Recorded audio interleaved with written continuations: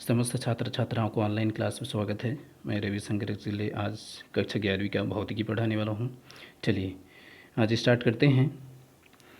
अध्याय 1 है आपका, ए का बी है मापन और मात्रक। पिछले कक्षाओं में हमने ठीक है भौतिक राशि और क्या है मूल राशि और व्युत्पन्न राशि, इन तीनों के बारे में हम लोगों ने क्या है पढ़ाई कर चुके हैं। आज स्टार्ट करते हैं मापन की क्या आवश्यकता। ठीक है, देखते हैं मापन की आवश्यकता को। देखिए, किसी भौतिक राशि के मापन का अर्थ है उसका संदर्भ मानक स्टैंडर्ड रेफरेंस से तुलना करना। ठीक है, संदर्भ मानक सर्वमान्य उसी प्रकार की ही भौतिक राशि होती है। ठीक है, मापन एक तुलनात्मक विधि होती है। मापन में किसी भौतिक राशि के अंकों में व्यक्त किया जाता है। ठीक है, इस चीज़ को देखते हैं। क्या है भौतिकी एक प्रयोगात्मक भौतिकी एक प्रयोगात्मक क्या है विधि है। भौतिकी एक प्रयोगात्मक विज्ञान है। इसके अंतर्गत किसी प्राकृतिक परिघटना के अध्ययन के लिए उससे संबंधित विभिन्न भौतिक राशियाँ ठीक है लंबाई, द्रव्यमान, समय, ऊर्जा, वेग, बल, त्वरण आदि का क्या है मापन किया जाता है। ठीक है, उदाहरण के लिए यहाँ से देखते हैं थोड़ा सा। ठीक है, उदाहरण में क्या बोलता है, जब किसी पिंड को ऊपर से छोड़ दिया जाता है, जब किसी पिंड को क्या कर दिया जाता है ऊपर से छोड़ दिया जाता है तो वह सदैव ऊर्ध्वाधर नीचे की ओर गिरता है। जब किसी पिंड को छोड़ दिया जाता है तो वह ऊपर से नीचे की ओर ऊर्ध्वाधर गिरता है। अब प्रश्न उठता है कि क्या नीचे गिरते समय प्रत्येक ऊंचाई पर उसका वेग वहीं रहता है अथवा बदलते रहता है। मतलब किसी पिंड को जब ऊपर से नीचे की ओर फेंक दिया जाता है, ठीक है, तो जब वह नीचे गिरता है तो क्या प्रत्येक क्या बोल सकते हैं हम लोग, जब वह नीचे से ऊपर से नीचे की ओर आ रहा है तो क्या प्रत्येक स्थान पर उसका जो वेग है समान रहता है। अब प्रश्न उठता है कि क्या नीचे गिरते समय प्रत्येक ऊंचाई पर उसका वेग वहीं रहता है अथवा बदलते रहता है। ठीक है, यह जानकारी प्राप्त के लिए उस पिंड के वेग का मापन आवश्यक है। ठीक है, अब क्या है हम लोग को वेग पता चलना है, तो जब तक उसका मापन नहीं करेंगे तब तक पता नहीं चल पाएगा कि उसके प्रत्येक बिंदु पर वेग क्या है, एक समान है या असमान है। इसी तरह पृथ्वी देख लीजिए यहाँ से है। इसी तरह पृथ्वी सूर्य के चारों ओर परिक्रमा करती है। एक परिक्रमा करने में उससे जितना समय लगता है यह एक परिक्रमा करने में उससे जितना समय लगता है, कितना समय लगता है, यह तभी ज्ञात हो सकता है जब इस समय का मापन किया जाए। देखिए, पृथ्वी भी सूर्य के चारों ओर परिक्रमा कर रही है। ठीक है, तो वह ठीक है पृथ्वी भी सूर्य के चारों ओर परिक्रमा कर रही है, तो उसे एक परिक्रमा करने में कितना समय लगता है यह तभी बता सकते हैं हम लोग जब उसका मापन करेंगे। ठीक है, चलिए थोड़ा सा आगे बढ़ते हैं हम लोग। देखिए, उपरोक्त उदाहरण से स्पष्ट है कि भौतिक राशियों के परिमाणात्मक ज्ञान के लिए उनका मापन आवश्यक होता है। कई बार किसी भौतिक परिघटना को उसमें निहित भौतिक राशियों के पदों में गणितीय समीकरण के रूप में व्यक्त किया जाता है। इन गणितीय समीकरणों के सत्यापन के लिए भी उनमें निहित भौतिक राशियों का मापन आवश्यक होता है। यही कारण है कि भौतिकी को मापन विज्ञान या यथार्थ विज्ञान भी कहा जाता है। ठीक है, इसी कारणों से भौतिकी को और क्या कहते हैं हम लोग, भौतिकी को मापन विज्ञान कहते हैं या क्या कहते हैं यथार्थ विज्ञान कहते हैं। ठीक है, चलिए थोड़ा सा आगे बढ़ते हैं। ये चीज़ देख लीजिए थोड़ा सा। देखिए यहाँ से हैं, भौतिक राशियों के मापन की दो विधियाँ होती हैं। ठीक है, पहला क्या है प्रत्यक्ष विधि है और दूसरा क्या है अप्रत्यक्ष विधि है। उदाहरण के लिए किसी पेंडुलम को एक दोलन करने में जितना समय लगता है उसका मापन सीधे एक विराम घड़ी की सहायता से कर सकते हैं। मतलब एक पेंडुलम है, ठीक है, एक पेंडुलम है, जब यह क्या होता है अप डाउन करते रहता है तो उसे क्या है विराम घड़ी से पता लगाया जा सकता है। ठीक है, विराम घड़ी से क्या पता लगाया जा सकता है, यह क्या है प्रत्यक्ष विधि है, मतलब तुरंत पता चल गया। ठीक है, किंतु पृथ्वी को सूर्य की एक परिक्रमा करने में जितना समय लगता है इसका मापन सीधे या प्रत्यक्ष विधि से नहीं किया जा सकता है। ऐसे मापन के लिए क्या कहते हैं अप्रत्यक्ष विधि कहते हैं या अप्रत्यक्ष विधि का उपयोग किया जाता है। ठीक है, देखिए आप थोड़ा सा आगे बढ़ते हैं। ये ठीक है, मापन के मात्रक देख लेते हैं। ठीक है, मापन के क्या देख लेते हैं मात्रक। चलिए यहाँ से स्टार्ट करते हैं। मापन के मात्रक है आपका, मापन की प्रक्रिया तुलना करने की एक प्रक्रिया है। ठीक है, किसी भौतिक राशि के मापन के लिए उसी प्रकृति की भौतिक राशि की एक निश्चित मात्रा को संदर्भ मानक, ठीक है, रेफरेंस स्टैंडर्ड मान लिया जाता है। इसी संदर्भ मानक को ही मापन का मात्रक कहते हैं। ठीक है, यहाँ से देखते हैं थोड़ा सा, किसी भौतिक राशि के मापन के लिए प्रयुक्त संदर्भ मानक को उस भौतिक राशि का मात्रक कहते हैं। देख लीजिए, इस पॉइंट को आप ऐड कर लेंगे ना यहाँ से यहाँ तक, ठीक है। देखिए क्या बोलता है, किसी भौतिक राशि के मापन के लिए प्रयुक्त संदर्भ मानक को उसी भौतिक राशि का मात्रक कहते हैं। मतलब है जैसे हम लोग क्या करते हैं, ठीक है, जैसे मैं लिख दिया एक, ठीक है, और लिख दिया मीटर, ठीक है, तो इसका मात्रक क्या है आपका, मीटर है।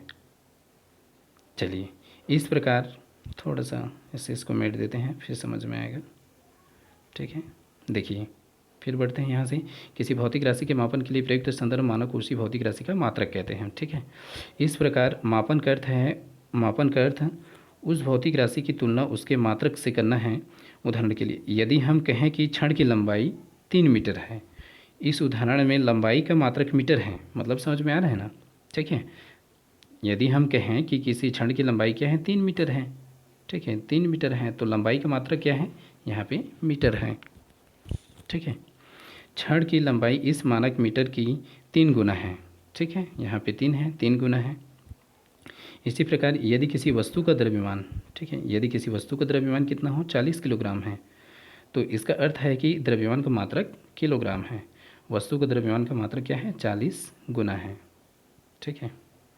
चलिए थोड़ा सा आगे बढ़ते हैं,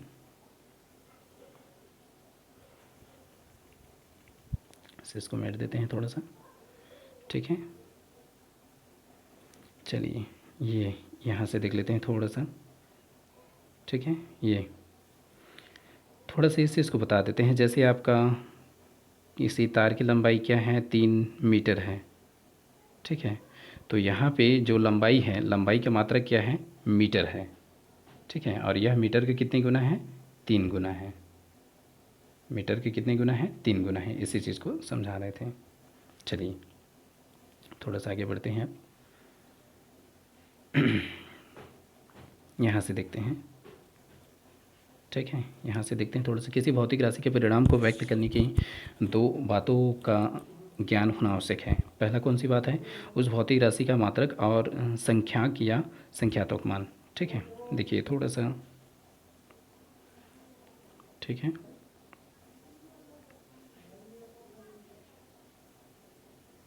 इस चीज़ को थोड़ा अच्छा से क्लीन कर लेते हैं। चलिए इस चीज़ को देखते हैं थोड़ा सा यहाँ से, ठीक है।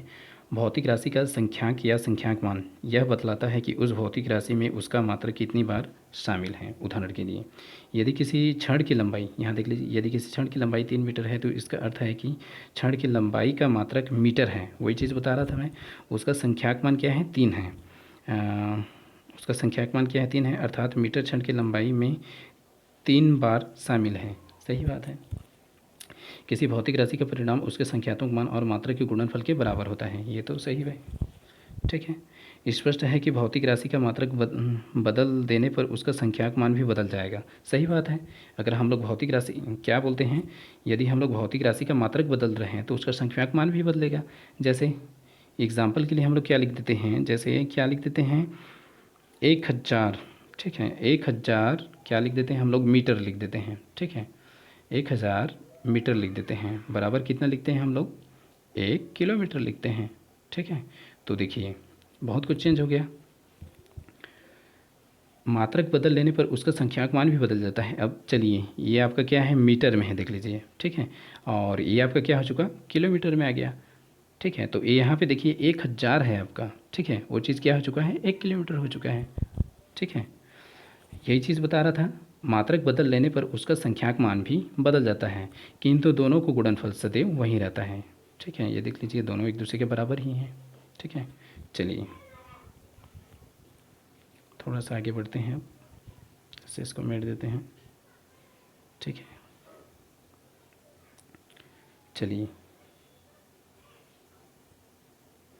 यहाँ पे देखिए थोड़ा सा, ठीक है, इसको क्लियर कर लेंगे हम लोग, फिर थोड़ा सा आगे जाएंगे, फिर क्लास ख़त्म करेंगे, ठीक है।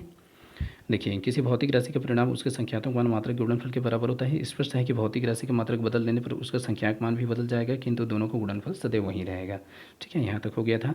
यदि मात्रक u1 होने पर किसी भौतिक राशि का संख्याक मान n1 तथा मात्रक u2 होने पर भौतिक राशि का संख्याक मान n2 हो तो अभी जो चीज़ समझा रहा था वही है, बराबर एक नियतांक। तो N1U1 बराबर N2U2 बराबर एक नियतांक मान सकते हैं। तो N अनुक्रम अनुपाती क्या है, 1/U कर सकते हैं। अर्थात किसी भौतिक राशि का संख्याक मान, इसको ऐड कर लेंगे ना आप लोग, किसी भौतिक राशि का संख्याक मान उसके मात्रक की व्युत्क्रम अनुपाती होती है। इसको नोट कर लेंगे आप लोग, ठीक है।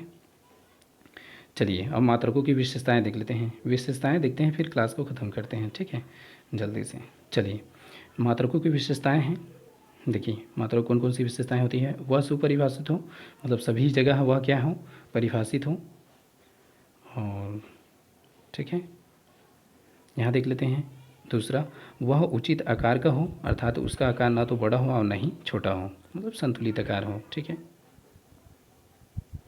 चलिए इसके बाद इस चीज़ को देख लेते हैं। आपका तीसरा है, समय और स्थान के साथ उसमें परिवर्तन ना हो। सही बात है, समय और स्थान के साथ उसमें परिवर्तन नहीं होना चाहिए। जैसे डबरा ब्लॉक में एक स्केल है जो, ठीक है, 5 dB बराबर 1 सेंटीमीटर होता है। तो अगर हम लोग बिलासपुर जाते हैं तो 5 dB बराबर 1 सेंटीमीटर होना चाहिए, वही स्केल काम आना चाहिए, ठीक है। अलग अलग जगह अलग अलग नहीं होना चाहिए, उसमें परिवर्तन नहीं होना चाहिए। आई भी देख लेते हैं, भौतिक क्या है, भौतिक कारकों जैसे ताप दाब आदि में वह अप्रभावित हों, ठीक है, इन सब में क्या है, अप्रभावित हों। और भी है, वह सर्वमान्य हो, मतलब सभी जगह उसकी मान्यता हो, ठीक है। भी आई है, यह सभी स्थानों पर आसानी से पुनरावृत्त करने योग्य हो, मतलब सभी स्थान पर इसको प्राप्त किया जा सके हो। चलिए तो ठीक है, आज की क्लास यहीं रखते हैं। जितना भी पढ़ाया गया है टॉपिक सबको लिख लीजिएगा आप। कल स्टार्ट करते हैं मूल मात्रक और व्युत्पन्न मात्रक, ठीक है। तो आज की क्लास के लिए सभी को धन्यवाद। चलिए ठीक है, धन्यवाद।